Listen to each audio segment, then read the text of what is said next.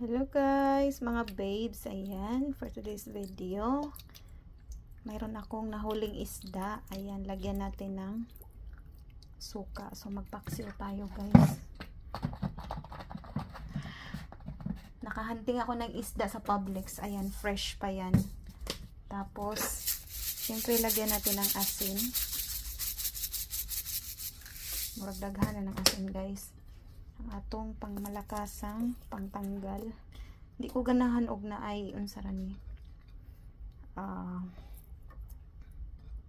ginger. Ana ra jud ng aho. And then of course lagyan natin ng kuan atchal. Tapos iibabaw na ini nato kung maluto na. So dali ra man pud nya maluto guys. Kining talong ibutang nato dire.